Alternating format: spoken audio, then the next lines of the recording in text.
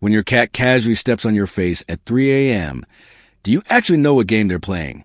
It might seem like just a random, annoying glitch in their nighttime routine. But behind that 10-pound furball doing parkour on your chest, there's a calculated psychological move you're totally missing. It's one of the most intense messages your cat can send when the house goes dark. And if you react the wrong way, which, let's be real, you probably do, you're giving them the upper hand. Let's break down exactly why they choose you as their midnight landing pad. Reason number 1, they're running a pulse check. Ever notice how they always aim right for your chest, your throat, or your face?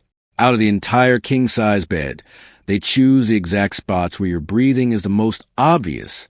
Your cat isn't just aimlessly wandering. In the wild, sleeping next to a creature that suddenly stops breathing is a massive red flag. So, when they step on your chest and feel it moving or catch the warmth of your breath, they're confirming you haven't expired in your sleep. Why at night? Because when the lights go out, they lose their visual cues.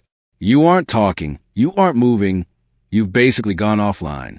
They need to verify their primary food provider is still functioning.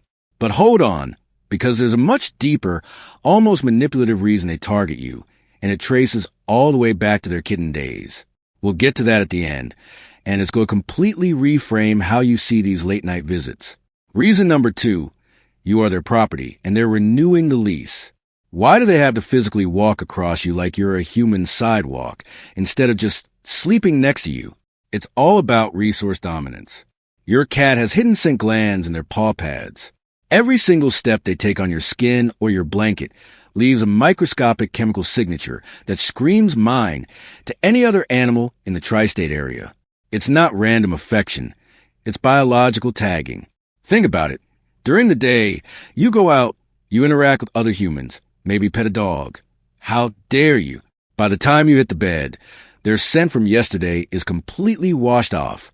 So, every night, they have to reclaim their territory. Researchers at the University of Lincoln found that cats in multi-pet households do this way more often because the competition is fierce. So next time they trample you at 2 a.m., don't get mad. Just accept that you're being aggressively claimed. Reason number 3, they picked up a glitch in the matrix. Have you ever been dead asleep, and suddenly your cat is just standing on your chest, staring unblinkingly at the bedroom door with major serial killer energy?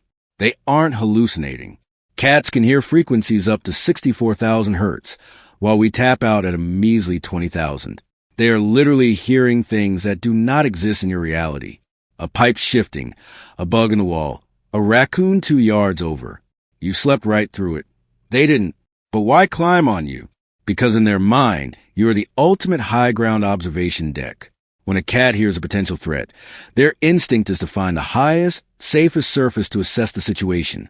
At 3 a.m., that surface is your warm, sleeping body. Studies in animal cognition show that cats never fully clock out. Part of their brain is always scanning the environment, making you their personal security tower. Reason number 4, you are a walking space heater. Why do they always settle on the exact spot that makes you sweat? Pure thermodynamics. A cat's resting baseline is between 38 and 39 degrees Celsius, way hotter than yours. They burn through body heat crazy fast, especially when the house temperature drops at night. So they hunt for a heat source. But they don't just flop down blindly. If you pay attention, you'll feel them slowly map it out, stepping across your calves, pausing on your stomach, and finally settling on your chest.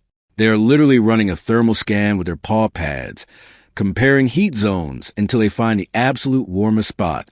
Your core generates the most heat, and your cat hacked that system years ago.